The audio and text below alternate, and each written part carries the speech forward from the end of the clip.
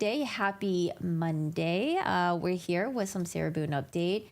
And Sarah Boone has filed a motion, but this was when she was still pro se, but it was uploaded on the court website pretty late because, it takes a while for Sarah Boone to write her motions, and then she has to mail it over to the judge, and then it takes some time for them to upload everything. And then I think during that time was Labor Day weekend as well. So they were off on Monday. But it's kind of interesting to read through this motion. And I don't know if her current attorney is going to completely adopt this motion or maybe bits and parts of it, because when James Owens was at the September 3rd hearing, he did mention maybe twice that he had some issues with the interrogation. But in Sarah Boone's motion, she had issues with the interrogations, with the cell phone video footage of her videotaping George while he was in the suitcase. We're going to go through bits and pieces of the the interrogation with that, because I genuinely think that Sarah Boone forgot that she recorded that. Now, I don't know how law enforcement got a hold of her cell phone, because that wasn't shown in the body cam footage. And I don't think it was revealed in the interrogation as well. I know in the body cam footage, they asked her like, oh, is your phone inside? She's like, yes. And then it kind of cuts off. And then in interrogation, they already had the cell phone in their possession, but, she must have forgotten that she filmed that while she was tipsy/drunk, because she kept referring to, oh, it's in my cell phone. Look at my cell phone. Look at my cell phone. There's like bruises of me. Look at my cell phone. There's like videos of like George being abusive. Look at my cell phone, blah, blah, blah. It'll prove everything.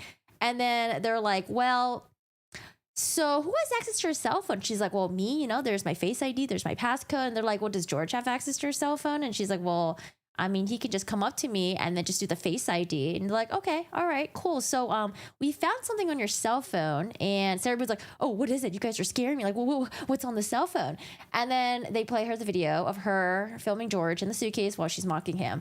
So she wants to have that excluded. She wants to have the body cam excluded. But before we get to that, because, those two evidence, they're going to really, it's going to make her look really bad during the jury trial. But before we get to that, I do want to go over some of the other Sarah Boone stuff that's been filed so far, like the IMS notes. So again, the judge every week gets notes from the jailhouse where they have like a note giving the judge that, Sarah Boone's activities. So her getting the USB drive, the laptop, the battery being charged, blah, blah, blah, blah. But what's interesting in these IMS notes is that there's also interactions with Sarah Boone and, either the staff at the jailhouse or people who come and visit her. More importantly, I thought it was interesting about her interaction with the lawyer that's currently representing her. So, hi Sarah, how are you doing today? Hi Chantal, hi Heather, hello Sue. Hi Corey, gonna appreciate your extensive coverage of the Sarah's case. Well, thanks for popping in, Sarah. I appreciate you. I agree. I think she forgot. She sounds blackout drunk in the videos. But I mean, I wonder if they drank more alcohol, because I think it was reported they found 2 bottles of wine, empty wine. And I thought, I would assume George would have been drinking too. And if those two, they drank a lot of alcohol all the time, I feel like 2 bottles of wine between the two of them wouldn't be enough for them to be like super drunk, or like even like Sarah Boone maybe blackout drunk. So I feel like, I wonder if there's other alcohol around the house that was discarded or something. I don't know. I don't know if I believe that they were just drunk off of 2 bottles of wine. Hi, Heather. How's it going? I hope you guys are doing well. Hello, Samurai. Hello. Hi, Corgi. Good to see you. Happy Monday. Yes, happy Monday. It depends if she anything. That's true. It seems like from what we hear from interrogations, it didn't really seem like they really ate food. They just drank a lot. So that could be a huge factor as well. I think so, because her ex's vodka is her drink of choice. Yeah, I wonder if she drank some liquor, maybe like discarded that bottle, or like maybe it was in a different container or something. That's why there's no empty vodka bottles. I don't know. Am I mistaken thinking that it doesn't matter if they were drunk? I would imagine they wouldn't exclude the cell phone video for that. No, she wants to exclude for other reasons. Not that because that they were drunk. We'll go through the motion. So let's start with Sarah Boone. Let's see. Let's start with the IMS. Let's see what we have here. So we have the IMS record from Orange County Jail. Let me put my glasses on. So like I said, every week the judge wants this report because he wants to know, I mean, this was during the pro se time when Sarah Boone was representing herself and she was getting her laptop every day and all that stuff. I don't know, pens, papers, battery chargers, whatever it is that they were giving her. I don't think they were giving her the battery charger actually because it's a cord. I think they have to charge the batteries for her. But the judge just want to make sure that she's getting her laptop every day. Now, people were asking, is she going to continue getting her laptop now that she's not pro se? I don't know. But you know what? Maybe they will continue filing this IMS report and we'll see if whether or not she's still getting a laptop after already having an attorney who's going to represent her. So we'll get our questions answered. We just have to be patient and wait, I guess. Hi, Amanda. How are you doing today? Hello, Paige. Hi, Heather Nicole. Hello, hello. Hi, Joe. How are you doing today? Hope you guys are doing well.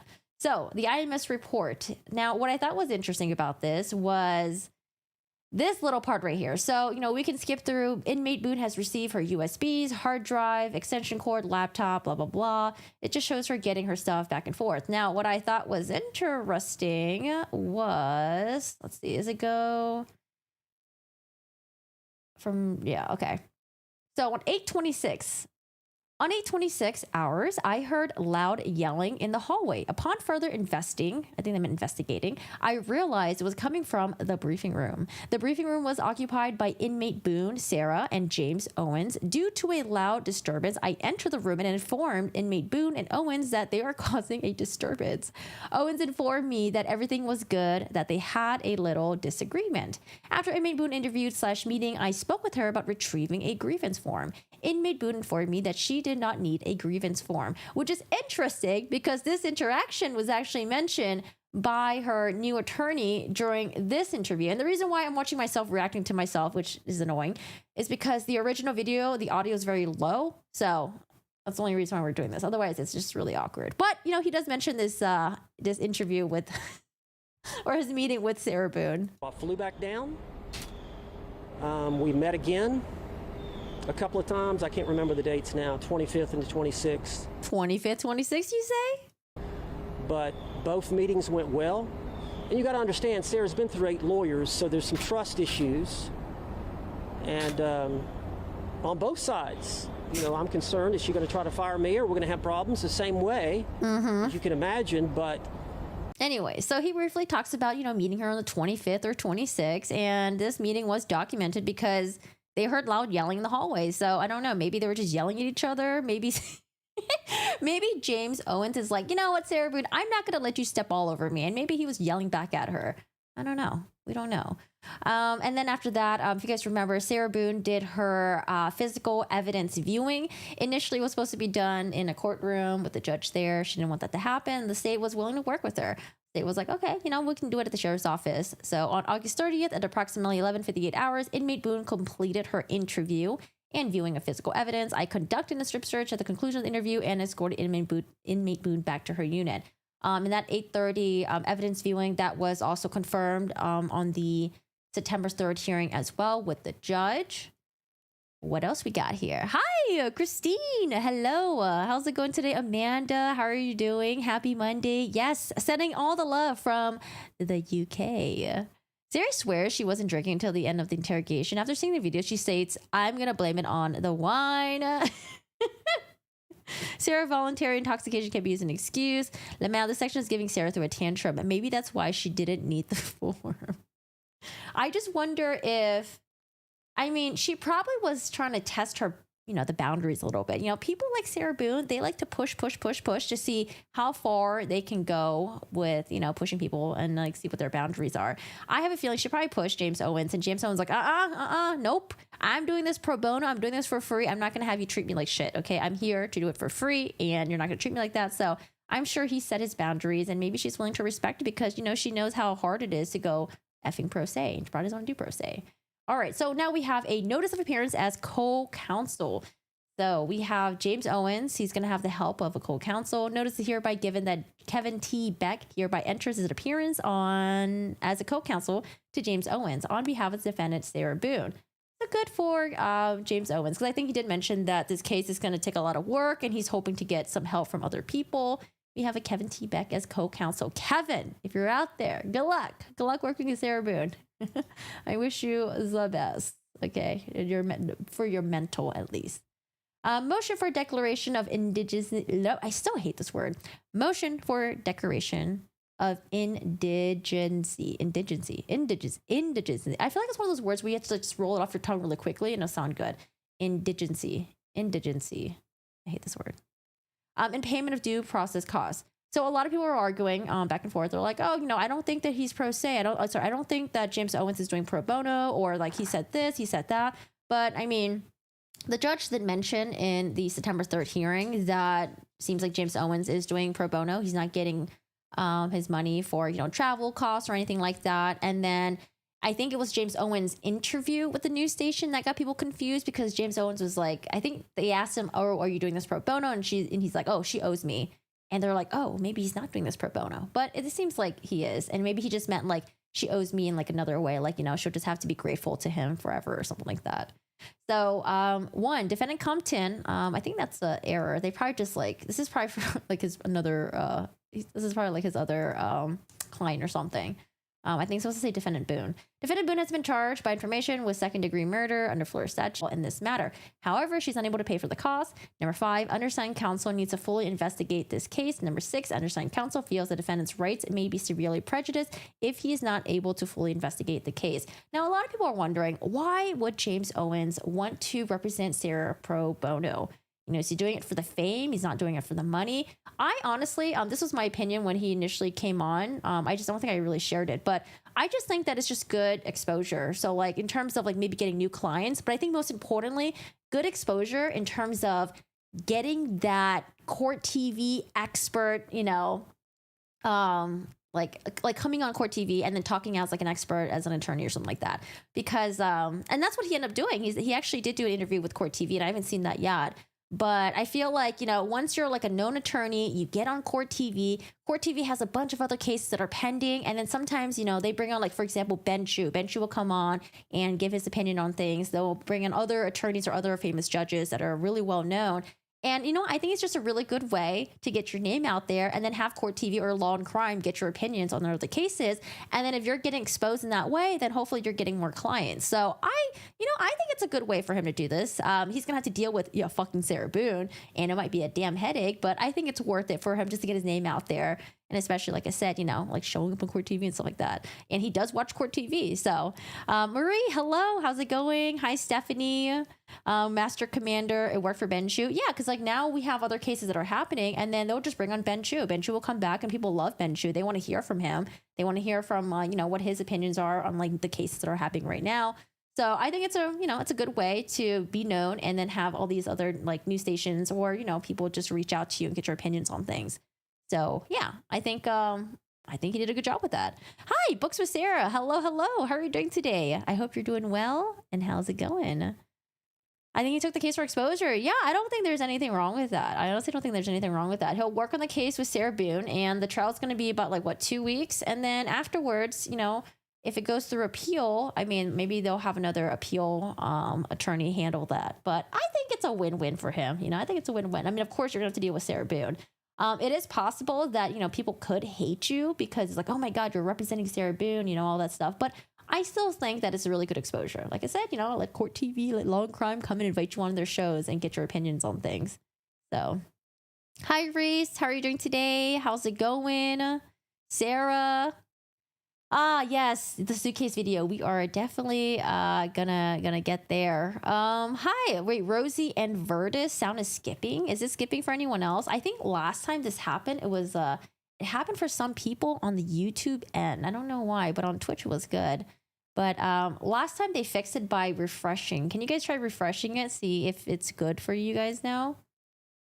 But so far, I only have 2 people that are saying that it's skipping. So let me wait and see if it clears up or anything like that. Hopefully it is. Okay, so this happened last time. I don't know. It's like a YouTube thing. Mine froze a few times, but it was better if you close the video and come back. Yeah. I just don't know what causes it. It happens to some people and only on YouTube, and then people get it fixed by just refreshing it. So I hope that's going to be the same as this time. Mama Gemma, hello. It's been a while. All better now? Okay, good. In an interview, he said that he expects Sarah to pay something in the future. He also said he was waiting for an attorney who was close to pick it up. According to him, all people deserve representation. Yes, I do remember that he said that he was waiting about 3-4 weeks went by. He was hoping for an attorney in Orlando to represent Sarah Boone, but then when no one, took the torch, he was like, fine, I guess I'll do it. The YouTube robots are still enjoying their weekend. All right, so it's all good now. Refresh. Okay. You had to change the quality. Okay, I hope that's good. I lurk a lot. Well, thank you for the lurk. I love watching streams and lurking too. Oh, you know what? So, Northwest, that's actually a good one too. If skipping, check that you're in normal speed. That happens to me all the time because I tend to watch videos in like 1.5. And sometimes when I watch a live stream, I forget that it's still set to 1.5 and then it will start messing the video. I wish that YouTube would just know that when you're watching a live stream, if you're caught up, it would just play at normal speed instead of like trying to do that whole skip thing. But yeah, that's a good one too, Northwest. Thank you. Thank you. All right, what else we got over here? So notice of intent. Now remember, the attorney, James Owens, he put in a motion to continue. The judge denied that. The judge was like, you took on this case. You knew what was going on here. You got all the stuff. You got all access to the internet stuff. And, you knew that, you knew what you were signing up for, essentially. And so the judge denied the motion for continue. They're going to keep the court trial to happen about less than a month now on October 7. Now, they had to put in an intent. So I guess like what their defense is going to be, right? And so Mr. James Owens was like, well, I have to meet with these experts. But I mean, we already do have one expert that her previous attorney met with. This was from a couple years ago. And it seems like she met with Sarah Boone 6 times already. So I have to get in communications back with her again to see if she's willing to take on this case. But they did want to have another expert, another forensic psychologist. And I think James Owens said that he was emailing him over the weekend, I think like Labor Day weekend. Didn't get a reply yet, but was hoping to get a reply, hopefully soon. I'm assuming they didn't reply back because they're not listed on here, but maybe, maybe that other expert didn't want to be involved in this case. Maybe he looked at Sarah Boone's case and was like, I don't know if I could put my name on this, or I don't know if she really qualifies for battered spouse syndrome, or maybe there was a schedule conflict. We don't know. Okay. But notice of intent to rely on the defense of the battered spouse syndrome comes now the defendant by and through the signed attorney. Battered spouse syndrome defense on the Florida Rules of Criminal Procedure gives notice of intent to rely on the defense of battered spouse syndrome and states, number 1, at the time of the alleged offense, the defendant was suffering from battered women syndrome as a result of the physical and psychological abuse the defendant sustained at the hands of the alleged victim, George Torres. Number 2, Dr. Julie Harper will be a Category A witness for the defense in establishing this condition on the behalf of the defendant. So Dr. Julie Harper worked with Sarah Boone previously. This is when Sarah Boone had the attorney number 2, Mauricio Padilla, and James Owens mentioned that Dr. Julie Harper met with Sarah Boone about 6 times. Dr. Julie Harper is a forensic psychologist. Here's the address, blah, blah, blah, in Florida. Now, remember, he wanted to have a second forensic psychologist. That was a Dr. Michael Brannon. Dr. Michael Brannon was the expert on the Marsha Thompson case, and she was acquitted of first-degree murder. Apparently, she was accused of shooting her boyfriend or husband. I think it was 9 times with 6 of them in the back. And I don't know the ins and out of that case, but when I was reading it on stream, I just read an article about it. I was like, I'm really surprised that the jury acquitted her. But like I said, I don't know the nuances of it. So, if I read it in its entirety or watched the entire case, maybe I would agree with the jury. But yeah. Anyway, so they wanted to have that expert to come in on Sarah Boone's case as well. And I'm assuming maybe that didn't work out, or maybe they're still working something out here. We'll see. Additionally, he did also want another expert as well. That was this one was a lengthy one. Crime scene reconstructionist and death investigator. The judge is going to address the requests for all these experts. I think they were going to have JC there as well, because JC is the one that will approve the expenses and all that stuff. So we are still waiting to see if that's going to happen maybe recently, maybe soon or something. I don't know. I do know that they have a pretrial hearing at the end of this month. All right. What else we got? So this is Sarah Boone's, hold on a second. I had some videos. What was this one? Oh, okay. We're not going to get there. I guess we'll just jump to the motion. So this is the motion that Sarah Boone wrote. Now, this motion was filed, I think, while she was still pro se. because it was, let's see, I think it was on, oh, here it is, 9, I think the postage shows like what date it was. Yeah, August 28th. August 20th. So she was still pro se because I think the notice of appearance that was filed by the attorney was like August, was it August 30th, I think? But this is interesting because I know that James Owens recently mentioned that he had issues with the interrogation. This was the hearing that happened a couple days ago. My understanding is a lot of the 2-hour interrogation with the Sheriff's Department has been transcribed. I haven't reviewed that, but we do have a problem with that interrogation. Now, that's why I made the request about the policy.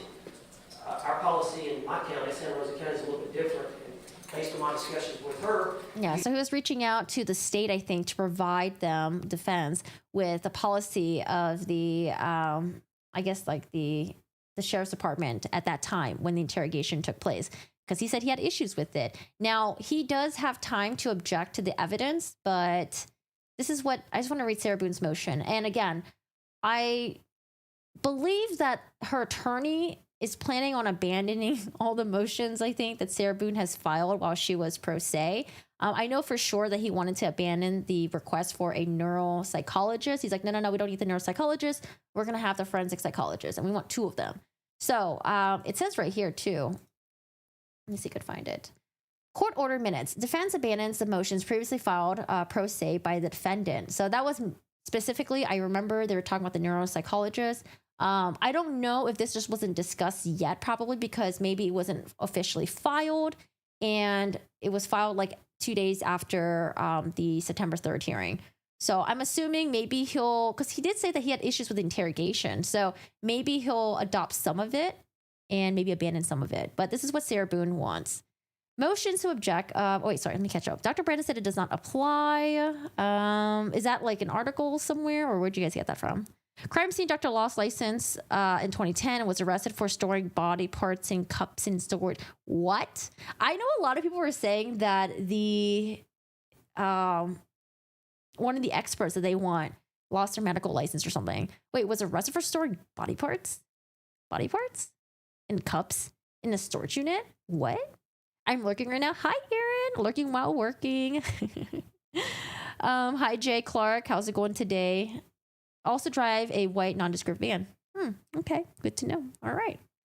So motion to object by defendant to state's digital evidence. So again, remember, Sarah Boone had until August 23rd to object to the state's evidence.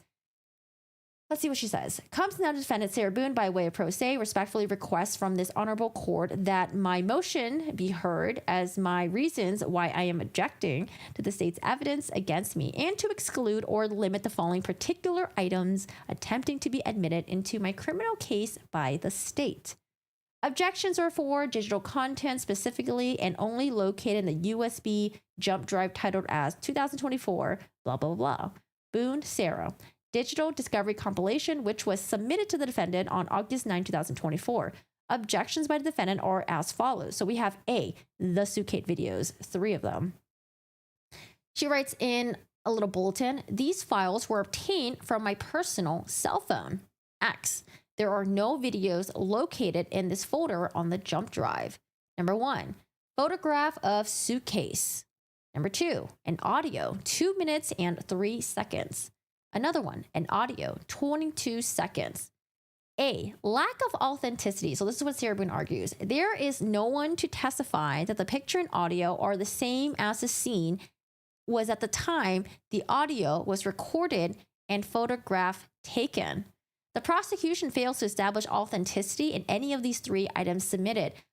I would just assume that the state would hire an expert who could talk about the metadata, talk about like, okay, well, this video or audio was recorded on this date. Here's the geolocation if there is one. And here's the timestamp and all that stuff. So I'm assuming they'll probably have an expert to explain that. But she's saying that the prosecution has failed to establish authenticity. Because I guess what she's arguing, it's like, well, how do you know this video, this picture, this audio was taken on the night that George was in the suitcase. It could have been a different day. I think that's what she's trying to say. But like I said, I would just assume the state would just hire someone who would go up there and talk about the metadata, right? No? She cites Florida statute section 90.901, supporting case law, Cooper v. State. So I was pretty curious about Cooper v. State, and this is the only case law that we're going to read today because she cites some other ones for her other stuff. But I was actually genuinely curious about Cooper v. State. I was like, okay, well, she cited something. I like how as she's writing these motions, it seems like she's progressively getting a little bit better. But I don't know. I read this, and I guess I'm a little confused how it would apply in her case. We're just going to read the summary of it. And maybe you guys, can fill me in because maybe I'm just missing something or I'm just not understanding something. So she cites Cooper v. State, 45 SO 3D 490. I made sure that match.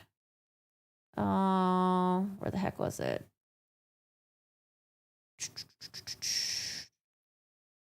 Where is it? Three summaries. What is this?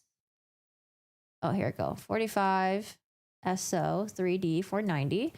And then it says here, Florida 4th. I think that's like appeals 2010.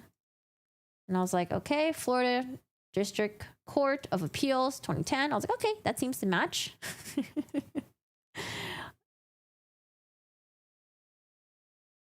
Statement of party opponent. I think that's like some would call a conspiracy theory. I always agree with getting an expert to support on the metadata's authenticity. Sarah can't argue with inauthenticity without some of the legitimate claim. Yeah, I don't know. I don't know. I do not know. So I read a little bit about this about Cooper v. State, and it's actually kind of interesting. So we'll just read the background. So Samuel Norris and the defendant, they were romantically involved and they lived together. At some point, the defendant discovered that Norris was being unfaithful to her. This prompted the defendant to arrange for the theft of Norris's gun and his truck, and his gun. During the course of arranging for the theft, a defendant contacted the police and met with an officer at her apartment regarding a break-in through her bedroom window. Defendant claimed to be sleeping during the break-in. Thereafter, defendant contacted the apartment property manager in order to have the window opening secured. That same day, the maintenance worker entered the apartment to place a piece of plywood over the broken window. While working inside the bedroom, the maintenance worker saw a male figure lying on his back on the master bed with his feet extended over the edge of the bed. With the exceptions of his ankles and feet, the individual in the bed was covered with black sheets. Despite creating noise by exiting, re-entering the apartment, and securing the plywood cover over the window opening by drilling the screws through the wood and into the wall, the maintenance worker never observed the individual under the sheets to move or change position. I feel so bad for this maintenance worker. Imagine coming in, you're just coming to do your job, your work, and then later on you find out that the person that was on the bed was already deceased, probably, most likely. Defendant, who was present while the repair was being performed, advised the maintenance worker that a man in the bed was sleeping. Later that evening, the police responded to a fire in the defendant's apartment. After breaching the front door of the apartment, officers and firefighters discovered Norris lying face down on the ground in the master bedroom. So that's the victim. Norris was extensively burned, lifeless, and did not have any clothes on his body. After a detailed investigation, the police determined that the fire was intentionally started and that its origin was in the master bed. The investigation also revealed that the cause of Norris's death was a gunshot wound to the head and that there was no indication that Norris was alive during the fire. During questioning by the police, defendant stated that Norris's killer was her friend. After the state concluded its investigation, the defendant was indicted for first-degree murder with firearm, first-degree arson, grand theft for motor vehicle and for a firearm. So she finds out that her boyfriend was cheating on her, and she's like, well, I think it's she, right? Shara Cooper? Yes. Okay. She. And then she's like, okay, well, you're cheating on me. So let me stage a break-in that they came in, they stole my lover's gun, my lover's truck. And then let me get the police to come in and then, they can respond. But then afterwards, I'm going to get the maintenance worker to come in and fix the window while the body is like right there, which is so crazy to me. And then stage a fake fire. Yikes. So a little bit after that, Now, at trial, the state sought to introduce the defendant's wireless telephone records through the expert testimony of a store manager with Verizon Wireless. The purpose behind introducing the wireless phone records was to establish defendant's location on the date and time the crimes were committed. So it's like, okay, so maybe this is where Sarah Boone is saying that this applies to her as well. They're talking about, like, having an expert come in, talk about the cell phone records and all that stuff, and to make sure that it's correct. So the state's expert testified that he was responsible for monitoring and managing a different Verizon retail stores. Okay. B, trained and experienced in the operation of a cell phone, data, servicing, records processing, customer billing, and technical support. C, knowledgeable in matters relating to call records and the transmission of a customer calls through Verizon's network. He also testified that Verizon maintained call records in a normal course of business and described how customer calls travel through its system. With this information, the expert explained that when a customer places the call connects to a nearby tower location and then transmits it to a switching station where a call record is stored at the time the call was made. Now, before the admission of the defendant's telephone records, defense counsel argued that the expert was not qualified to testify as to how Verizon maintained the records. Defense also said that the witness did not know if the records were contemporaneously made with a telephone call. In response, the state argued that the expert testified that the call records were maintained when phone calls were made, and that although he did not understand the electronic process involved in maintaining call records, an information technologist is not necessary to introduce the records into evidence. The trial court agreed with the state. Now, they tried to appeal, and again, the defense was saying that, the trial court erred in admitting the wireless phone records into evidence because the state's expert was not a qualified witness. But in appeals, they disagreed with that. So I was like, okay, so if the appeals disagreed with that, I don't, how does this apply to Sarah Boone? I don't know. You guys, I must be missing something. I'm a little confused. So I was like, okay, maybe if the appeals, maybe if they agreed, even if they agreed, I don't know if they would reply to Sarah Boone in this case. So, I read about this because I was just very curious. And then I was like, I'm a little confused. So we went back to the motion. Did police fake the video in the 24 hours after the body found in interrogation? Impressive. How can the prosecution be sure that the body came from her apartment? Hi, Austin. Looking fab. Hi, Dino. How are you doing today? Lost my mojo. Has she done this with her defense's team approval? No. So this motion was filed, I believe, while she was still pro se. I do believe that her new defense team is planning on abandoning all the motions that she filed previously as pro se. However, the reason why I think that her current defense team is going to pick up maybe pieces of this is because throughout the September 3rd hearing, he mentioned that he had issues with the interrogation and that he wants to know what's the policies and procedures that were put forth during that time when Sarah Boone was interrogated. So that's where we're at. Sorry if you guys, if I didn't explain it very well, or if I didn't explain it very well clearly earlier. I honestly assume that she already got dropped by the attorney because the fact that she's issuing these requests herself is crazy when she has an attorney who represent her. The only way Boone wins her case if all her evidence excluded. That is the only way that her battered spouse defense works. It was sent to the court in the mail on the 3rd, which is when her attorneys came to court. I believe the court didn't receive it until the 5th. Yes. She mailed it out on the 28th, and then they submitted it up to the system on September 5th, I believe. But the hearing happened on September 3rd. So I just want to be very, very clear on this. This was filed while she was pro se. And it is my understanding that her defense is going to abandon all of her motions filed previously when she was pro se. But like I said, the reason why I wanted to cover this is because he did say that he had issues with interrogation. We'll get to the interrogation part. All right. So like I said, I was very confused about the Cooper v. State thing. And I was like, I'm not sure how it applies for Sarah Boone. She said there was a lack of authenticity because she said there's no one to testify that the picture and audio are the same as the scene at the time the audio was recorded and the photograph taken. I'm like, okay, sure. I think they're just going to have an expert that's going to talk about metadata, but who knows? All right. So B, potential for unfair prejudice. I believe that the singular reason to utilize this audio is for the state to heavily prejudice the jury against me based on my statements in the audio to George Torres. So is that her, is that an admission right there? Because she's kind of admitting that she made these statements, that she made them in the audio, and that she's making these statements to George. I feel like that's a lot of admissions right there in that sentence, in that one little sentence. Because what is she going to say? She's going to say that like, oh, well, yeah, I made these statements in an audio and it was directed at George, but this was a different day. George would always get into suitcases, just like how I had my son get into a suitcase and took pictures of it and thought it was funny on Facebook. George, we would always play like hide and go seek with suitcase stuff. Like, what do you mean? This is a different day. This is a different audio.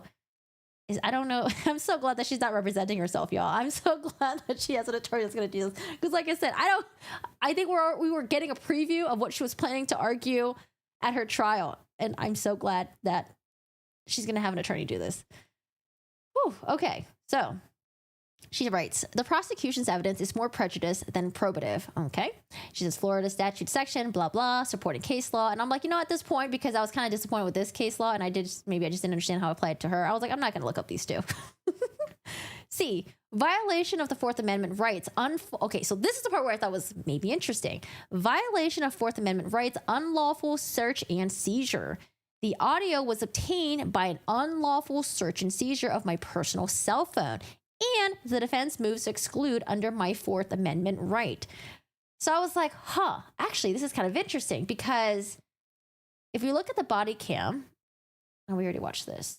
Body cam, where's the body cam at? Oh, this is interrogation. Okay, so this is the body cam here. I tried to search for the term phone to see if they ever asked her, like, hey, Sarah, like, can we have your phone? Or, like, did she offer her phone to law enforcement? But I didn't really get anything. This is all I got right here. Unless the brother that's Marine, is he local? No. Well, Oh, God, hold on. Let me boost the audio. Give me a second. in Altamont, but I think he's doing whatever Marine thing he's doing. But the only way... Your phone's inside, correct? Yes. Does he have a phone? No. He doesn't have a phone. He used my phone. He uses your phone. Yeah, we did it share together. phone. So the only place I could go is over to Brian's house. So I don't think he'll have a problem with it. Okay. So... Well, like I said, we're not going to leave here. If you do not feel safe, you're not going to leave here with you not feeling safe. Because then we're liable. And then his ex-wife in Philadelphia. Well, she's in Philadelphia, but yes. There's going to be a funeral. Right. That you're talking like days and... So, this is the body cam footage. This is the day that, 911 was called. They responded. George saw it in the suitcase. And she's asking, oh, your phone's inside, right? And Sarah's like, yeah. So we don't really hear anything else about the phone. And then we get to the interrogation. Now, what I want to ask you guys, is there another interrogation? This is the only interrogation that I know of. And I think this is the one that JCS used. Were there other interrogations of Sarah Boone? Because I know at this point, they already had the phone in their possession. I don't know if she willingly gave it to them or what happened, or if they just took the phone from, the house. I don't know. I have no idea. But I'm assuming, I just assumed that she gave it to them because, well, one, there was a passcode and a face ID on there. How did they get in? Were they able to guess it that quickly? Or did she give them permission by giving the passcode and all that stuff? And the reason why my assumption is that she gave them the passcode and she allowed them to go through her phone is because, well, when I was searching the term phone, here's what we get with Sarah Boone. What do you mean by he comes after you? Like, he gets belligerently drunk. Mm-hmm. Like, I don't know if you all have looked through my phone yet and seen any of the pictures and the videos that I have taken. Mm-hmm. So that right there is like, okay, so she knows that they have the phone in the possession. Okay. And she's like, I don't know. Do you guys look through the phone yet? She brings it up again.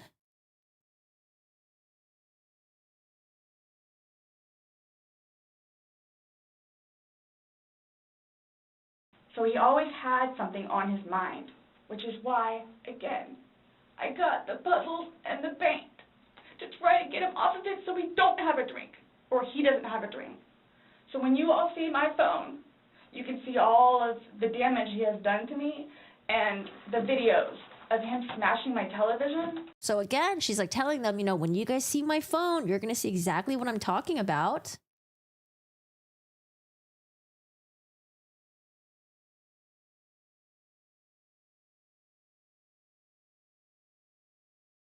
Don't tell me that. The office property manager. At some point, somebody gets enough, then they have to do something to defend themselves. I would just flee, and I don't know if you would like to see on my phone, or I think it's actually on a laptop. I actually, because, and you have to understand too, So again, she says, I don't know if you'd like to see it on my phone or I think it's on my laptop. I don't know. It seems like she was cooperating with the police. She was working with the law enforcement. And, that's why I was assuming that she gave them the phone willingly. But it seems like she's saying that like maybe she didn't.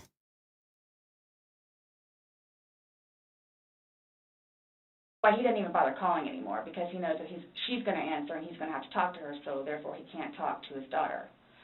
The other time he talked to her, made her talk to Cookie. That's on my cell phone too, so you can see it. See, that's on my cell phone too, so you can see it.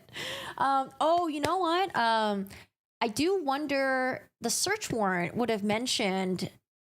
So yeah, if they got a search warrant from the judge, search warrant granted by the judge, I'm sure that would probably be in the docs that are uploaded on the internet, right? I could probably find it.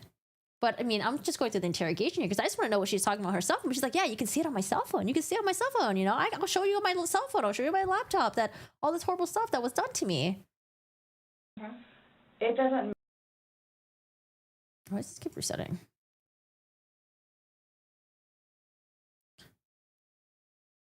Do you remember making any videos or maybe having any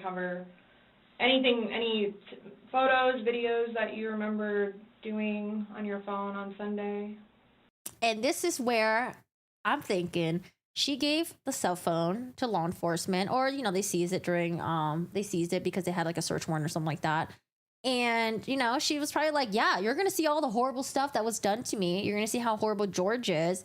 And I genuinely think that she forgot that she filmed George in a suitcase and her taunting him. I just genuinely think she forgot because I think she was just drunk. No. I think I took a picture of a dog. Mm-hmm. Okay. Mm-hmm. But your phone is password protected. You have the password. He has the facial recognition, so it's not like someone else could be on your phone. No, I have both. But you have the face and the password. Yes. Yeah, but he only has the face, correct? No. To be able to get onto your phone, you told me that he looks at the phone. Oh, I misunderstood. I thought you were asking if I did. Yes, it's me. Okay. Does he have access to your phone? Because you said it's a shared phone. Okay, how does he have access? Sarah, can I borrow your phone? Yeah, it's right there on the kitchen counter. Okay, but how does he get into it because it's password protected? He'll come and get it to me, and I'll just do the face thing. Where sometimes, too, like, he'll joke with me and say, okay, I need to borrow your phone. And he'll hold it while I'm cooking or doing something, do the facial recognition. Okay, so he doesn't know the password and he doesn't have the facial recognition. No. But he is the only other person that would use your phone, I'm assuming, other than... Well, Lucas. Right. But Lucas wasn't there Sunday. Right. That's her son. So, to your recollection, no videos on Sunday? Not that I'm aware of. Oh, no. And at this point, she's probably like, wait a second. Is there a video? Wait, did I forget something? I think she's starting to realize, something's about to happen. Okay. I mean, I maybe took a picture of them, the two of Tess and the dogs, and George and them dancing, but I mean, it's just Tess. Mm-hmm. Okay. So I have something that I want to show you that we found, and it was from your phone. Mm-hmm. Can you see it? If you need to move it around, go ahead. Oh my gosh, she's probably like, shit.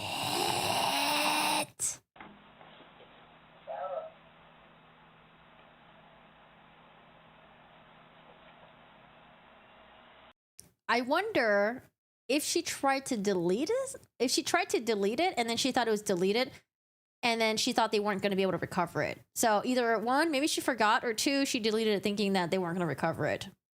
That's what I'm thinking. But for me, I don't know. I think maybe she just forgot. Oh boy. So they're showing her the video, blah, blah, blah. Okay. So I think at some point though, before the trial starts, I do want to watch the interrogation video at some point. And then the body cam footage, I forgot the body cam. There's so much wind noise. So I think I want to watch it, but it might be a pain in the ass to listen to it.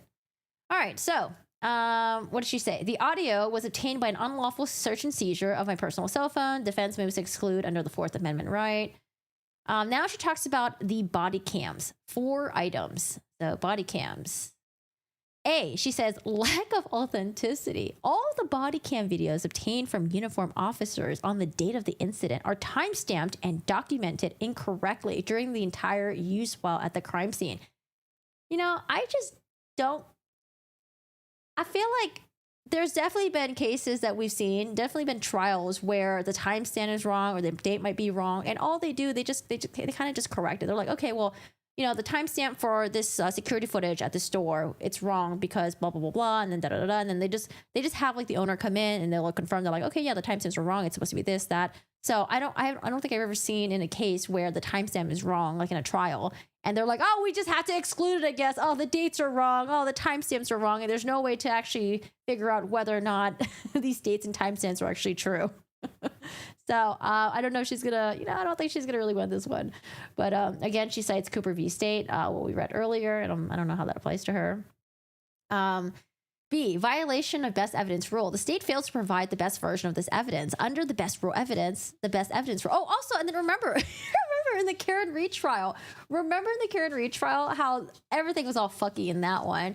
Not only was the police what was it called again? The Sally port. Not only was the video the surveillance video in the Sally port, was it like flipped? I think like weren't the dates like weird, or the timestamps were weird or something like that too? Like it was off by a little bit. I don't know. Like there was so much weird shit happening with that one. And, you know, they still allow that evidence to come in. Even though the person who testified and talked about that evidence didn't even notice that it was flipped. But anyways, that's a whole different mess of a case. Yeah. All right. So violation of Miranda rights, lack of authenticity. Did she know what time it was? ? I mean, like, I feel like all they have to do is just look at the police logs, the 911 logs, and then kind of just line it up with, okay, well, you know, here are the officers. They showed up on this day to respond to a woman saying that her boyfriend was, you know, in a suitcase, blah, blah, blah. And so I feel like, you know, just because the dates may be wrong or the times might be off by a little bit or by a lot, I don't know. I just feel like it's not like they're like, okay, well, I guess we have to exclude the whole damn thing. Darn. All right, so C, violation of Miranda rights. The body cam video's recording of me making statements and providing information prior to me giving any Miranda warnings. Now, this other case that I covered, Alexi Treviso, remember when she was making statements on body cam footage, but then there was like the hospital staff was present. Now that one is still kind of in limbo because the trial court was like, oh, you know, we have to exclude this because it violates HIPAA. And then the state right now is trying to overturn that in appeals. That's the reason why her trial, Alexi Treviso's trial, has not happened yet. Now, in terms of Sarah Boone's case, I don't know. I don't think it applies here. I don't think it applies here. Because she was making those statements as they were talking to her. I don't think she was making those statements. I would say she was definitely detained, although they didn't handcuff her, right? They had her like sit there, stay there. They wouldn't let her go in the house, of course, because they didn't want her to fuck with the crime scene. But I guess she's saying that like, oh, I made all these statements on the body cam and that should all be excluded. She says the body camera videos recorded me making statements and provide information prior to me being given any Miranda warning. These are illegal interrogations and a violation of my Fifth Amendment right. And should be excluded under the exclusionary rule. So let's see. She cites Miranda v. Arizona, Edwards v. Arizona. C, defendant's interview. One item. A, again, lack of authenticity. This interrogation video has no timestamps throughout its entirety of 2 hours, 6 minutes, and 3 seconds. But it's like, okay, so are you saying that this was recorded before the murder happened? This was recorded at a different time? Like, of course it happened after the murder happened, or, you know, the alleged murder happened, because we're talking about George here. We're talking about a suitcase and a video. So I don't know. Again, she's saying there's a lack of authenticity because there's no timestamp. Again, cites Cooper v. State.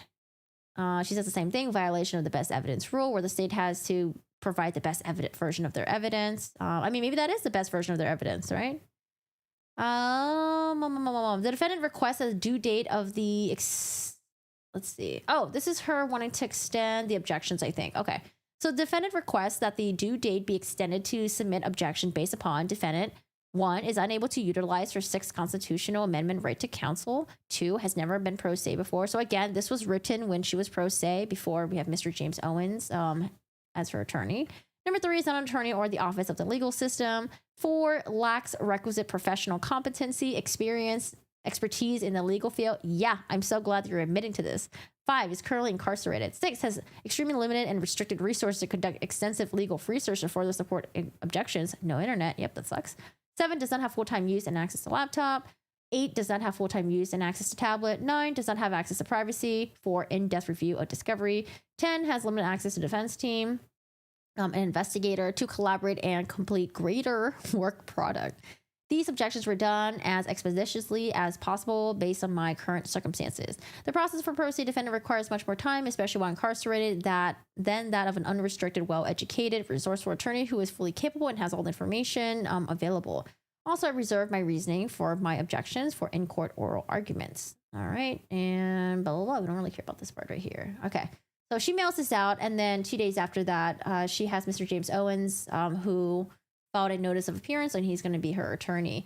Now, Mr. James Owens, like I mentioned, he did say that he had issues with the interrogations, and he's just waiting to get the policies and procedures of the sheriff's office, I guess. So we'll see what happens there. Now, Mr. James Owens, so August 23rd was the deadline for objections for evidence, right? Mr. James Owens was like, oh, well, now that I'm the attorney on this, could we extend that deadline out? And I think they agreed to do that about that deadline. I think they said a week before trial, I think. So now Mr. James Owens is going to go through all the discoveries, all the evidence and stuff, and then he'll have, almost like the entirety of this month to object to any of the evidence.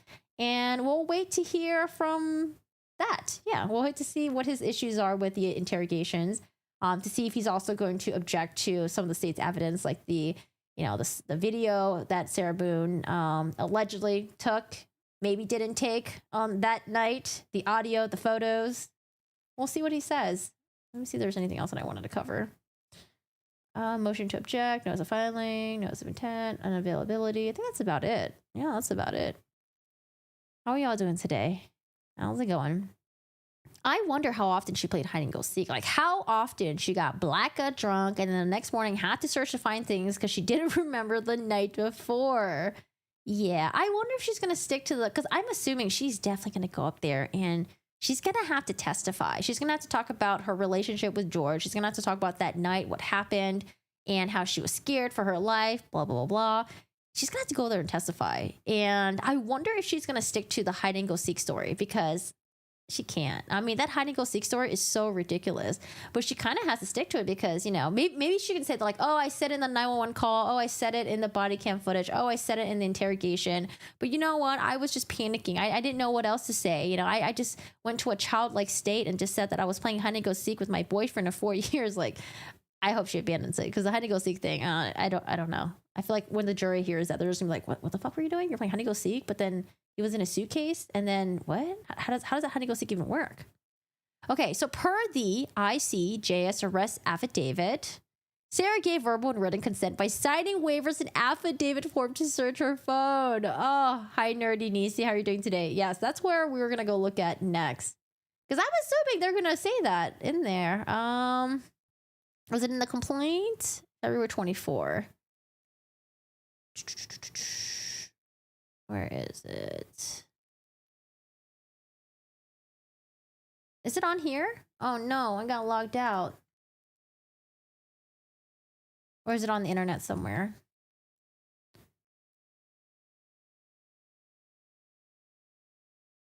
Because, I want to assume that they were able to get access to her cell phone in a lawfully way, but nowadays, you never know. There's so much weird shit happening sometimes. Sometimes law enforcement, they don't do their job correctly, and that's an unfortunate thing, especially when a whole entire case might get thrown out. Okay, so we have all this. Is it going to be in here? This is the hide and go seek thing. Okay, so this is the complaint. This was filed on February 26, 2020, and this is what it says. On February 24th, 2020, Sarah gave verbal and written consent by signing a waivers and affidavits form for the Orange County Sheriff's Office to search her iPhone. Yeah. Digital forensic investigator Junella Udon responded to the scene and began to download the cell phone. While the cell phone was being downloaded, 2 videos were found on the cell phone. The first video was recorded on February 24th, 2020 at 23:12 hours. George repeatedly yelling out Sarah's name. Sarah told George, "For everything, I can't fucking breathe, seriously." Sarah replied, "Yeah, that's what you do when you choke me." George continued to repeat himself, telling Sarah he could not breathe. Sarah replied, "That's on you." "Oh, that's what I feel when you cheat on me," Sarah said. "You should probably shut the fuck up." In this video, the suitcase was facing downward, and you can see George pushing on the suitcase in an attempt to get out. The video is 2 minutes, 3 seconds long. The second video began recording on February 24th, 2020 hours. George yelled out Sarah's name. The suitcase was now in a different position, facing upwards, and moved over towards the left side of the living room. The video was 22 seconds long. Do you guys remember how, wasn't there something that said that there's a video that they had? It was like 12 minutes long or something. What video was that?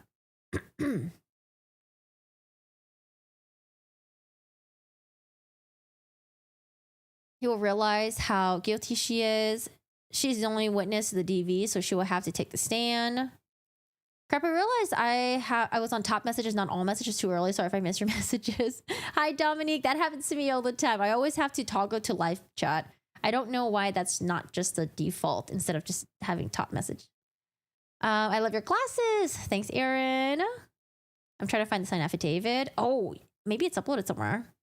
Are you planning on watching more of the interrogation with us? I do want to, because I only watched the JCS version of the interrogation. We watched the Bodycam in its entirety, but I want to rewatch it again because I need a recap.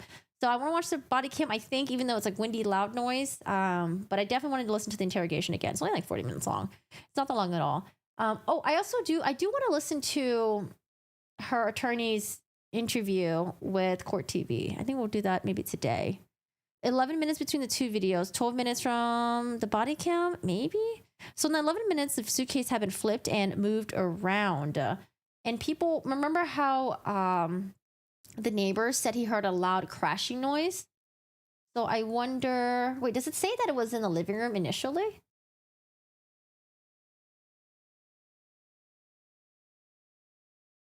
Because I wonder in the first video if they were upstairs or if it looked like they were downstairs.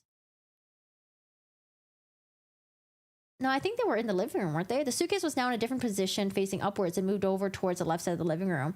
Like, I wonder if it started upstairs and then that's where they heard the crashing noise. And then he was begging and that's where she took the video. 10 minutes later, like in that time, she flipped him over in the suitcase. Jesus. Oh, that's right. Because, his autopsy. Okay, so George had received an autopsy located at the medical examiner's office. During the autopsy, it noted that he had injuries. He had long nail scratches in his upper middle back, a large nail scratch to the back of his neck, contusions on his left shoulder.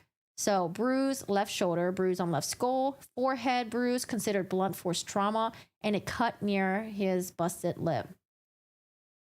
Yeah, that's why a lot of people think that maybe this started upstairs and then while he was in the suitcase, she like, I don't know, like push him down the stairs or something. But it's possible maybe they fought that night or maybe a day before. Because like, I don't know, I guess we'll have to wait to hear from the autopsy from the forensic pathologist to say that whether or not those contusions look like it happened that night or if it was like an old bruise from before. Oh, okay, so hold on a second. Sarah drove herself to the Orange County Sheriff's Office located at blah, blah, blah, blah. We conducted an audio and video recorded interview with Sarah. The following is the synopsis of Sarah Boone's sworn recorded statement. I read verbatim to Sarah her constitutional Miranda rights. She agreed she understood what I had just read to her. After informing Sarah about the injuries to George's body, she continued to deny any physical altercation occurred between the two of them.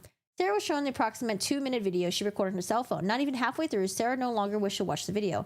Sarah said she did not remember making the 2 videos. Sarah said the video looked bad. Sarah denied intentionally leaving George in the suitcase. Sarah was asking why she intentionally went upstairs and waited for George to come upstairs and did not check on him or to let him out prior to going upstairs. Sarah replied, I don't know. Sarah contradicted her original statement and began to blame the consumption of alcohol. Sarah was informed that she was not free to leave and under arrest. Deputy Sheriff Lisa De Leon responded to Central Operations to transport Sarah Boone to BRC. Based on her inconsistent statements on what occurred in the video found in Sarah's iPhone, I have probable cause exists to charge Sarah Boone with second-degree murder George Torres Jr. is dead. His death was caused by Sarah Boone's criminal act. Sarah Boone zipped George in the suitcase to where he could no longer get out. George begged Sarah repeatedly, telling her he could not breathe, and Sarah left him in the suitcase, therefore proves the unlawful killing of George by Sarah's action that were imminently dangerous and demonstrate depraved mind without regards for George's life. I think the notice of invocation of constitutional rights on the court's website, where she agreed search of her cell phone. What date is that?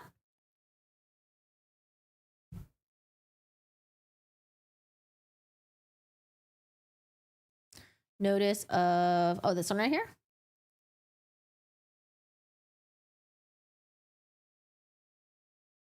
I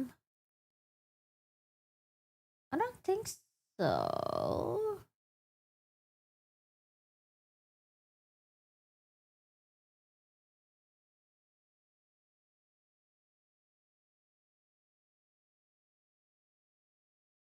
No, I don't think so. I don't think this is it.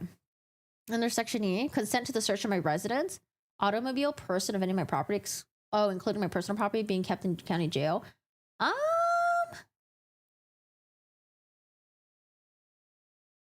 No, because at this point she was already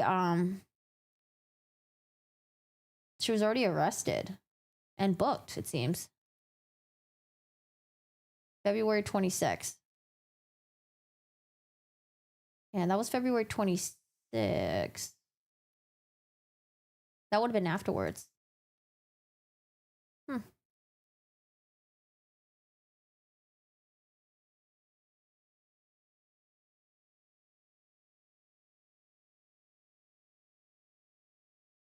There was a second interview with Sarah Boone in the back of the car. Oh, I have not seen that yet.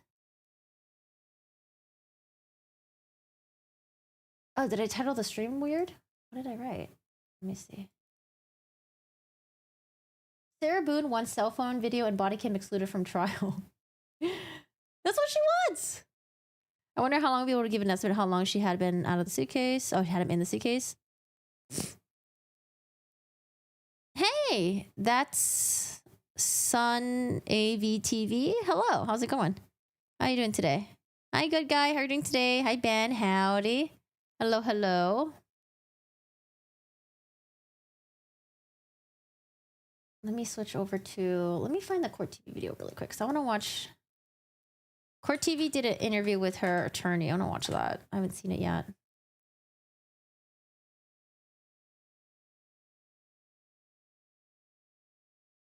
Oh man, there's so many videos up. Let me see if I can find it. When did the interview happen?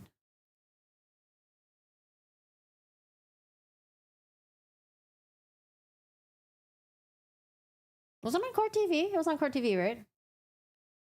Court TV, Sarah Boone, attorney.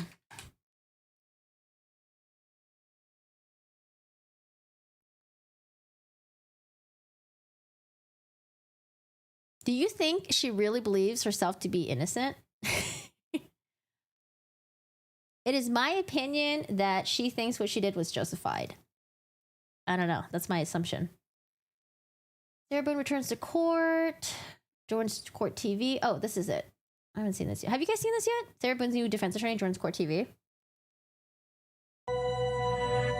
On February 24th, 2020, Sarah Boone and her boyfriend, George Torres, were spending an evening together. I just want to get to the part where the attorney speaks. That someone can't find it. Wait, hold on a second. They got Sarah Boone's picture with fucking DB, man. She is accused of murdering her boyfriend by zipping him in a suitcase and then leaving him there to suffocate overnight. And then she tried calling 911 the next morning saying that they were just playing hide and go seek. Oh my God, I didn't know he was in there. Oh man. Vinny! Yeah, Vinny's here. Hi, Vinny! Dude, they got Sarah Boone next to DB, man. Oh my goodness. Present her. Take a listen as my producer reads it. Inmate seeks attorney. Looking for a prosperous challenge? Ready for your close-up on national television? Are you zealous with the side of keen? Show the world who you are with your original creativity, extraordinary expertise, Confident ingenuity. Qualifications must include being trustworthy, honest, passion-driven, open-minded, exceptional problem-solving skills, client inclusion at all times, team orientation, collaboration, extreme efficiency in listening, communicating, understanding, dedication to success, possessing a winning mindset, capability of excellence in representation, committed, maintaining faith in the client and case with the ability to think differently, overcome all circumstances. I can't with the stars. Epic star opportunity star awaits. Epic opportunity awaits. Sarah Boone, number 20. That too. I don't care if you're an attorney or not. Just come and represent me. 005623. Orange County Corrections Department. Invest in the oppressed. Sarah Boone, well, someone did step forward to take this case. Yes, an attorney in Florida. Joining me by phone, Sarah Boone's 9th attorney, James Owens. James. Why did they use that picture of him? Hold on a second. They could have used a better picture of him for this court. Like, this is like a thumbnail one because it's kind of funny. But like for court TV, like I'm gonna use your interview picture. I feel like they could have got a better picture for this interview. James, thanks so much for joining us tonight. Thumbnail's a different story, okay? Thanks, Vinny, for having me. Okay, the first question I know everyone's asking you, why? Why did you take this case, James? Because I want to be on court TV. I want to talk to you, Vinny. I think that's a good answer. Well, you know, I watch a lot of YouTube, and I watch a lot of court TV, and I've been following this case just like all the other true crime people do, and you know, kept watching it being delayed and the lawyers being switched, and then saw that the judge got fed up and ruled that she had forfeited her right to a court-appointed counsel. And so that's a rare event. You know, as lawyers, we know that, you know, everybody has a right to a lawyer, a court-appointed lawyer, if you can't afford one. So I like how he said, that's a rare event. It sure is. Imagine what type of person you got to be for that to happen to you. On a serious charge, a felony, in this case it was a murder, for the judge to revoke that right was a serious decision on his part. I don't disagree. I respect the court's decision, but that left her facing a murder charge without a lawyer, which is unheard of, I think. And so, you know, I watched for a while, and then I saw the ad on your show, and I think... He's going to say he's a big fan of Vinny. Vinny, I'm a big fan of yours. I think that you had said something implying, hey, who's gonna take the case? What lawyer in Florida is going to pick up the torch, so to speak? And I think you had somebody on, maybe it was a lawyer from the Northeast, and I think I remember that lawyer saying, man, if I was a license in Florida, I'd take the case, you know, under that scenario, because she really needs a lawyer. Everybody needs a lawyer. And so the ad came out, and I sat there and waited for 3 or 4 weeks. I can't remember now how long I waited, but I was thinking that a lawyer out of Orlando would pick up the case. Somebody would think, hey, this is not right. There's no way she's going to get a fair trial representing herself. It's unfair. But there's a gap in the system. The judge made a decision based on her conduct that she had forfeited a right to a lawyer. I believe that's where the private sector has got to step in. Somebody in the private sector in that situation, and it's rare, should step in. And if you guys already haven't, watch his interview with he's like interviewed outside at the courthouse after the September 3rd hearing. Watch that. It's actually like 24 minutes long. It's pretty fucking long because he talks a lot. He gives us a lot of details, and I think it's quite interesting. Like I say, I waited. The second Boone interview is audio only. Oh, are you in my Discord? Can you link it to us? I don't think I've listened to it yet. Was it before the video interview, I guess? Nobody responded in the local area. Nope. So I just happened to have a case down in Hillsborough County that I was going to, down in Tampa, And so I knew I was scheduled for court down there. So about a week before that, I sent her a letter, and she had a third party contact me to, I guess, check me out to see if I was legitimate. And yeah, because initially when he wrote a letter to her, they thought he was catfishing her. She had someone from Minnesota to verify that he wasn't trying to catfish her. Okay, is it on YouTube? What's the title? I'll search for it. I hate him for the interview alone. You know, during the interview when I was listening to it, I was like, okay, he's like very chatty. He's giving us all the tea. I'm willing to listen. But then at the interview where he ended it with George's brother, about how George's brother recently, oh God, that's like a whole mess. I think it was like this year too. George's brother was accused of murdering his girlfriend by stabbing her in the head or something. And then like he brought that up. I'm like, okay. We're talking about his brother. Like, okay. Okay. Well, I think I think he should have just focused on George exclusively and not like George is dangerous, but his brother's super dangerous because did you guys know that he's a murderer? Like, I don't know, why are we focusing on the brother? I don't know. It's like he was trying to get people really scared or something about the Torres' family. Like, okay, like, yeah, the brother, yeah, horrible, fucking bad, but why don't you just focus on George? Checking you out in the last couple days, and everybody knows you are absolutely legitimate, James. I mean, you have quite a history. I've been doing it a long time. I've been doing it a long time. So anyway, she reached out to me, and then a couple of days later, Sarah called me from the jail in Orange County, in Orlando. And we talked for a little bit, and I explained to her that I was coming down that Wednesday, but I'd come down early and spend Tuesday talking to her, and she agreed. No, the brother isn't George. The brother is George is a victim. The brother is, he had like a weird name, Farah or something like that. Pharaoh. Agreed. So I drove down Monday after work. Tuesday morning, can you describe that meeting without, you know, I know attorney-client communications is off limits, but how would you describe that meeting to someone? Like, was it different than meeting other clients for the first time? The first meeting? Yeah. Yeah, the murder weapon was still in her head. No, it was, you know, it was a 4-hour meeting. I usually don't meet with clients in the jail for that long, so I gave her a chance to talk and just listened. For a long time, she had a lot to say. Obviously, she's been in jail for 4 years. And, you know, we had a good meeting. Just, again, I think she has trust issues because she felt like she did have some good lawyers that were on her case and just withdrew because they would get in some arguments about issues, I guess. And they would get into some arguments about some issues? I don't know if it was just getting into some arguments about some issues.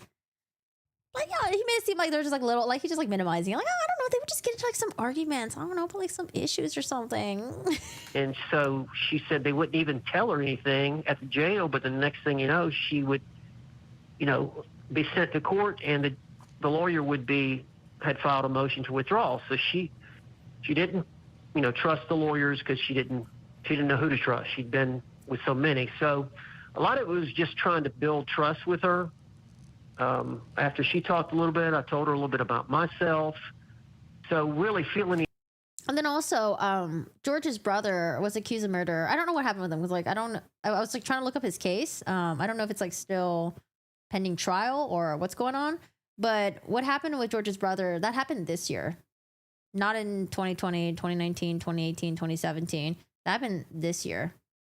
Because I thought he was going to be like, oh, you know, she knew that, you know, maybe this family is capable of doing horrible things. And then she thought of George's brother when she, you know, left George in the suitcase. But the murder happened like in 2024. I think was it a couple months ago or the beginning of this year? Each other out and trying to build some kind of rapport was the first meeting, which was about 4 hours. But I think early on in the case, I was able to persuade her that I knew what I was talking about because I was prepared. When I got there, I was prepared, and I played part of that 4 hours. I played the prosecutor, and I pulled out the jury instructions, and I made an argument as a prosecutor would make to a jury, and I had her sit there and listen to it. And I think that was effective. I don't think she had anybody ever do that to her and explain it to her that way of how it would, you know, play out in court. And that guy. It was weird for him to bring it up. I think like after the interview, he like talked about it, and then like he was like ready to do like a slam dunk statement. I don't know. I don't know if the effect that it had was what he had in mind. To me, I was kind of like, wait, what? Where the fuck did that come from? Got her attention, and you know, initially I was going down there. Now, let me tell you, my initial thought going down there was this: she didn't have a lawyer. And once that happens, once they're pro se, then you know as well as I do that all these cases are up for negotiation. Plea agreements are pretty much on the table at any time, and judges recommend, the courts recommend, you know, you try to work cases out. The vast majority of cases get worked out with pleas. So, you know, I talked to her about that, and that was my intent. I'd called the prosecutor and told him I was coming down there to speak with her ahead of time, and he wanted me to file some kind of a notice of appearance, and I didn't want to do that. I wasn't ready to take on the case. So I got her to sign a document essentially saying, hey, I don't want to negotiate directly with you, state attorney. I would like for James Owens to work, just to talk to you. And so she signed that, and I did, for a couple of days, talk to the prosecutor. I was trying to resolve it. Right. And I felt like the judge is fixing to have a 3-week trial with a pro se defendant. Prosecutor is fixing to have a trial with a 3-week trial with a pro se defendant. It was not going to be fair. And I felt like they might be in a posture to try to negotiate something that would be doable.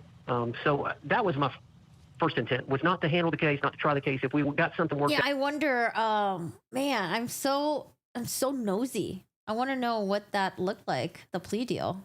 So nosy. Then I would file a notice of appearance, and we'd set it for a court date to resolve it. Hi, Lemon. That didn't happen, was my first. No, it didn't. And, you know, I left that 4-hour meeting. I went to Tampa the next day, had court, and then turns out the investigator that had been assigned to the pro se litigant, Sarah Boone, he was meeting with her that evening at 7, so I asked if I could just join. So I came back over and spent about an hour and a half with her and Billy Lane, the investigator. And we talked some more, and I was convinced that there was going to be no plea bargaining, so I told her I was not representing her and I was leaving, and I actually wonder how does Sarah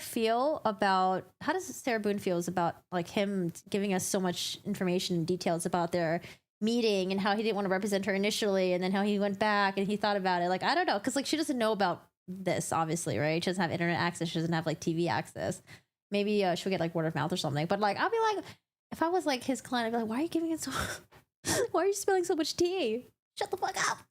Emailed the prosecutor or called the prosecutor and said, look, we've reached an impasse. There's no agreement, and I'm not going to be representing her. And I went home. And I want to say a couple of days later, Sarah called me, and we talked some more. And I told her you know, Vinny, you know. So, but at this point, she's now reaching out to. She must have given him permission, but like, why? I feel like she doesn't like it when the media knows about things, right? I feel like this doesn't really make her look good or any better. I don't know. I have a hard time believing that she was like, hey, you know what? You can feel free to tell everyone about our interactions. And how about we didn't get along at first, and how you didn't want to represent me at first, and how we're going back and forth on a plea deal and all that stuff. I don't know. I just feel like, if I was her, I wouldn't want my shit out there. To you, because she wants James Owens to represent her. I don't think he's breaking confidentiality because like he's not saying anything. I feel like it's like not anything explicit between like her case and the defense. It's more like, oh, this is my communication with her and how I approached it and stuff like that. Like, I don't think that's breaking confidentiality. Because he's not saying that like, oh, yeah, Sarah Boone told me this like about that night with George and blah blah blah. It's just like, okay, like I talked to her, we met. Like, it's like very vague information. Sure. Well, we did connect. And I think she was overwhelmed being her own lawyer. She was stressed out. Yeah. She had all this discovery that she was trying to go over. She didn't know what she was doing. She didn't know the rules of procedure, rules of evidence. And she had told the judge, I think they'd had a couple of hearings on some issues, and she said, Judge, this is not fair. I don't know what I'm doing. And the judge kept saying, well, I'm sorry, ma'am, but this is your position. So I think she was just thankful that I came down to see her. We had, some good meetings. So I think she really needed some help. So I think that was partly to do with it. But there were still some issues because I think she was let down because I said I wasn't going to represent her. Right. So we got off the phone. I still said I wasn't committed to it, but I was thinking about it. But as you know, second-degree murder trial, and the judge had set a firm date for October the 7th, which is really difficult to do. I mean, you pretty much have to shut down. I wonder if Sarah has to get the laptop and all the stuff back. Actually, you will be able to find out probably next week because the IMS report will detail whether or not she's going to be getting her laptops, USB, and all that stuff. So I'm sure that will be given to the judge unless the judge decides to stop doing the IMS report stuff. Down your practice for 30 days, for 6 weeks. Absolutely. And just to try to catch up and just be, which is essentially what I'm having to do. Now, well, you've seen the body cam, all the interrogation videos, the 911 call, and then, of course, the cell video. It starts there, right? But in terms of getting prepared in 30 days for this trial, that's 4 years old and a lot of things have happened. Can you do it? And will you be ready? Well, I'm gonna do my best with the time I've got left. That's all I can do. I'm gonna get some help. I've got to get some staff helping me. I've got a couple of lawyers that are buddies of mine. Let me see. What's the timestamp? 2:24. What does it say? Is that T? T1813 12Z? That have offered their help. So, I should send that lawyer from the Northeast down to help you. Joseph Krowski is the guy. Yeah. We'll let him know that he's the reason that you jumped in the case. He may fly down there to help you. He's up in Boston. It's cold. He may come down and help you. That'd be. No, like in my opinion, I think he's getting like really close to it. Like I feel like there's some stuff. Like, are you okay with sharing some of this stuff? I feel like he's like getting really close to it. Like he's not talking about like the contents of like, oh, Sarah Boone confessed to this. Sarah Boone said this about that night, whatever. But like, I feel like he's getting kind of close to it. And he's talking about like the interaction. Like, oh yeah, we did a pretend prosecutor jury thing. Like we did this, we did that. So I'm like, would Sarah Boone be okay with you saying all this? Be great. And I've got two lawyers that, like I say, I think are going to help me. Are pretty much committed to it. They're friends of mine, and I trust them, and they want to help me. And they realize I thought the case was going to be continued. I respect the judge's decision, but I really, really thought. Let me ask you this: have you spoken to any of the other 8? Yes, I spoke to Ms. Cashman, who was the last lawyer that had it. I've tried to speak to Mr. Padilla out of Miami. He's the one that had the case initially. He had it for about 2 years, maybe 2.5 years. He did most of the discovery, took most of the depositions. I think they were pretty much ready for trial or getting close, and he withdrew.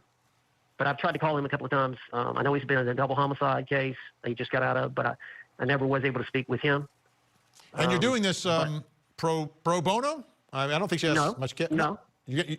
What are you getting? Well, actually, what's interesting is that I found this Reddit post. Okay. I apologize if this question doesn't really deserve its own post, but continuously people on YouTube claim that Sarah was offered a 10-year, sometimes the number is 15, plea agreement early on that she turned down. I've actually never seen any proof of this anywhere. I haven't seen it featured in any of the paperwork that people have uploaded to YouTube or heard Sarah mention it anywhere. So far, it seems like a rumor that people keep passing around. I don't know. I didn't hear about that. I don't think I remember hearing her getting offered a 10-year or like a 15-year plea deal. Let's see. Comments, plea deals. Plea negotiations are typically not public, not on record. Judge isn't privy on them. The exception is on my state. Was that reported somewhere, like on Court TV or Law and Crime? Maybe it was like, oh, insider said that there was possibly a plea deal. Because I only heard about the plea thing in the most recent hearings, like after she went pro se. But before she went pro se, I didn't hear anything about it. What about this one?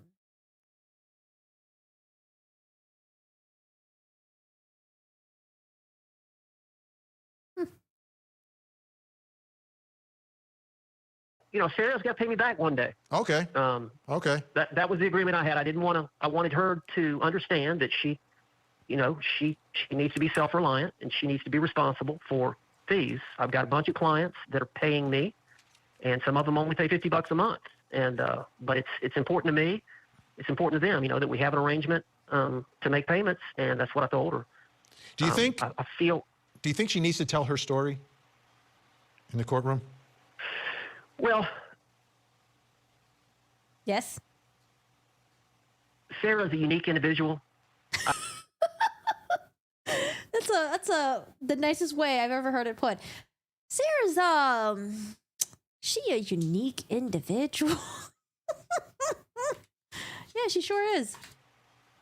In the courtroom? Well, Sarah's a unique individual. I don't know. In a criminal case, is the time to tell her whole story. I think if it's necessary, she'll take the stand. We're just going to... Shit, I don't think he wants her to testify. But I don't see how she can I don't see how they can present her side of the story, her defense, without having her testify, though. I feel like she needs to testify. See how the case plays out. We'll make that decision when the time comes. Of course, she's got a lot to say. She's filed a lot of pleadings, a lot of letters.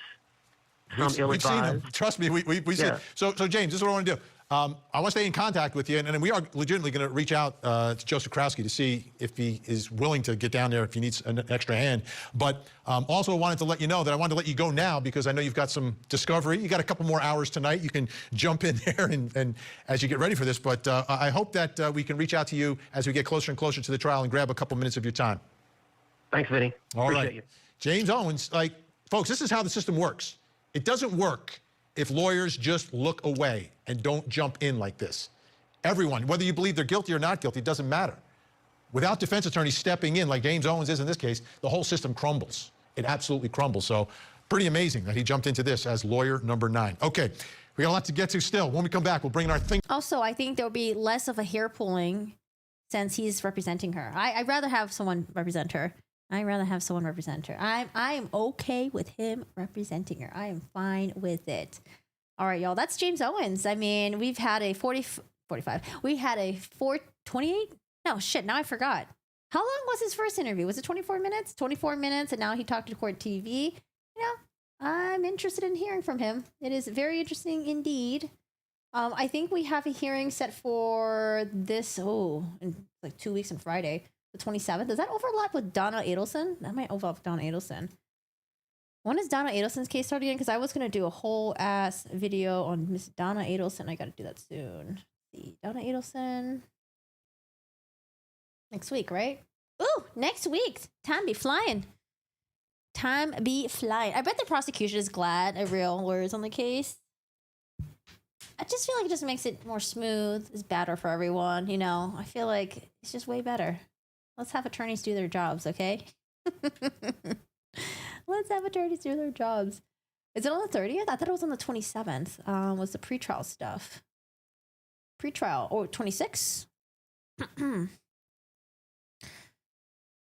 26 trial management conference. Now, I don't know if they're going to try to schedule a day before that where they'll have JAC in one of the hearings to approve the motions that was filed by Sarah Boone's defense. So I'll just keep refreshing. We'll keep an eye on that. All right. That's all I got for today. I just wanted to cover all the stuff that's been filed recently. We covered the IMS stuff where it talks about how Sarah Boone met with her current attorney. They were in a shouting match. They had to come in, or the inmate officer had to come in and tell him to calm the fuck down. We talked about the motion that Sarah filed when she was still pro se about how she wanted to exclude body cam footages on the day that George was found. And then also she wants to exclude the video, the audio that was found on her cell phone, basically saying that, there's no way anyone can authenticate this. What do you mean? The body cam, well, the dates are wrong. My interrogation video didn't even have dates or timestamps. And then as for my pictures, my audio files, well, how do you know this was actually done that night? Maybe it was a different night when George and I played hide and go seek, all the other nights or something. I don't know. I think that's what she was trying to say. And then Mr. James Owens has a co-counsel now to help him with the course, the caseload. And I think that's about it. Oh, and they filed for the notice of intent for the battered spouse syndrome defense, and they're going to be working with Dr. Julie Harper. We're still waiting to see if they're going to work with the other forensic psychologist that was an expert in another case where that woman was acquitted. So we'll see if they get in touch with them. Hello, Abby. How's it going? Sarah, yeah. Hi, CMB. Hello. I'm sorry we ending right now, but feel free to rewind back. I think I'll probably just edit this video and then just chop it up into smaller segments to see if people are interested in watching maybe just the interview or whatever we covered today. Julie Harper looks okay. I haven't looked her up yet. I've not looked her up yet. Can you imagine the jail job she will need to pay him? It sure won't be $50 a month. The what? The jail job? Oh, to pay this. I think when he says Sarah owes me, it just sounds like maybe means in terms of gratitude, she just has to be really grateful for him. Maybe that's what he meant. Yeah. if she does battered spouse, how does her narrative get into evidence? Okay, well, I feel like this is gonna be we're gonna really have to be twisting things. Let me look at the motion really quick. Let's see. At the time of the alleged offense, the defendant was suffering from battered woman syndrome. As a result of the physical, psychological abuse the defendant sustained at the hands of the alleged victim, George. I don't know. I feel like it's going to be really hard to convince the jury because the whole suitcase thing is involved. The great thing about defense attorneys, they get really fucking creative sometimes. Sometimes they present an argument and then for a second, sometimes like, oh, wait, maybe that could wait a second. No, it doesn't make sense. I don't know. I don't know if he's going to say that they were playing hide and go seek. They were playing around. He was in the suitcase. Sarah thought it was funny. It was silly. But George was getting mad. And then she didn't want to unzip him because she was afraid that if she did unzip him, that he would have already been pissed and he would have beaten her up and then killed her or murdered her on the spot. Maybe. Or I don't know. Like I said, the whole suitcase thing is a really tough one. Because A, someone has to get in the suitcase. B, it has to be zipped up by someone, at least fully zipped up by someone. And then C, he was just left in there. There's a video. I don't know. It wasn't like George was murdered by, knife, gun, where it happened so quickly. You're just trying to defend yourself and you're trying to survive. It's like, no, he was in the suitcase.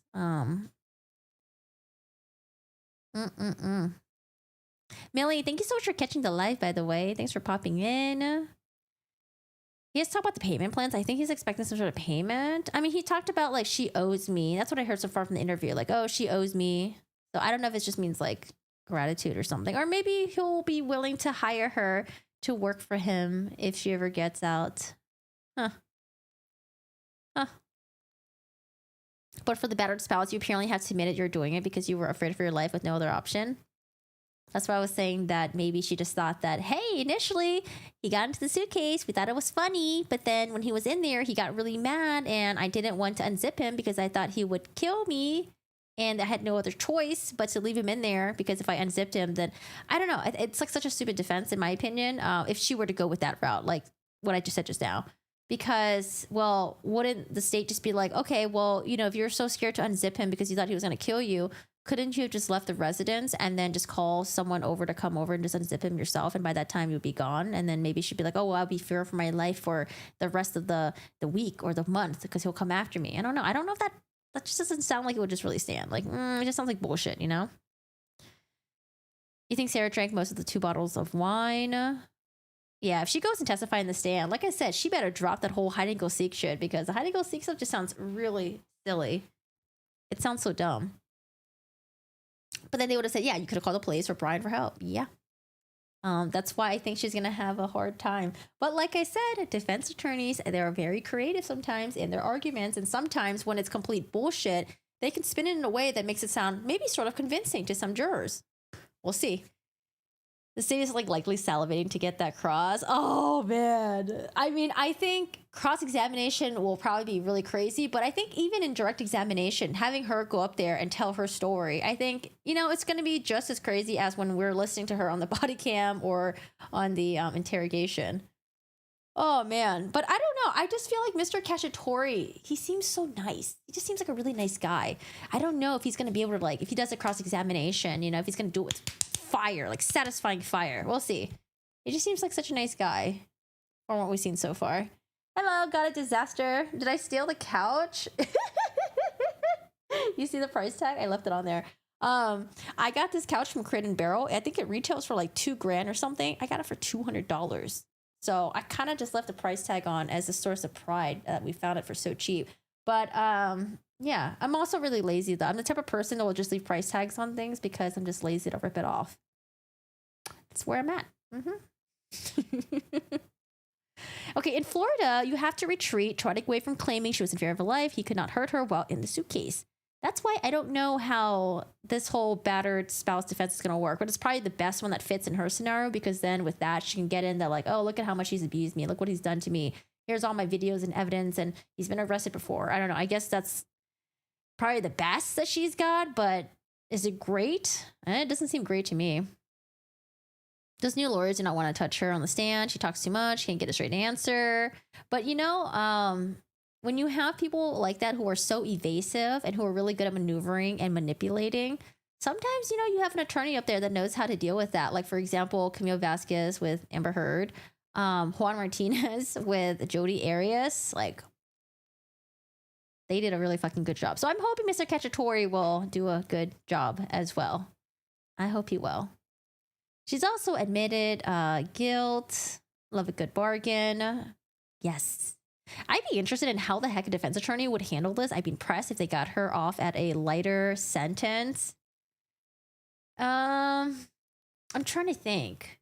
Because she's charged with second degree, right? Because first degree would be premeditation. Second degree, I think, would have to still show that there was intent, right? I gotta look it up for Florida. I think, if I remember correctly, I thought I looked it up before. Yeah, I think first degree, I think it was like premeditation, and then second is like intention. I don't know if they would be like, oh, well, she left him in the suitcase and didn't intend to kill him. You know, she just thought he was just going to be in the suitcase and uncomfortable. I don't know. I don't know if they do lesser included in Florida, because some states don't do lesser included. I think it depends on the state, but we'll see. 2K, that couch better clean itself and move itself. You know what? It doesn't even recline. So I actually don't know why it costs $2,000. I'm pretty sure it's $2,000 because I remember when I first saw the couch, I was like, oh, this looks so cool. And then I was like, oh, fuck no. Not for one little dinky couch. But I think, I was thinking about maybe selling it. It's kind of big. It's a little bit big. What about George's brother who killed a girlfriend?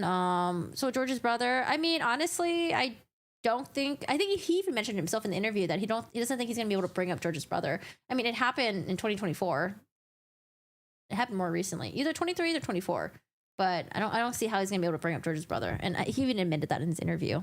So I don't know where he was going with that. I think he was more focusing on the court of public opinion, but I feel like that kind of backfired because people were like, "What the fuck? Why did you bring up George's brother?"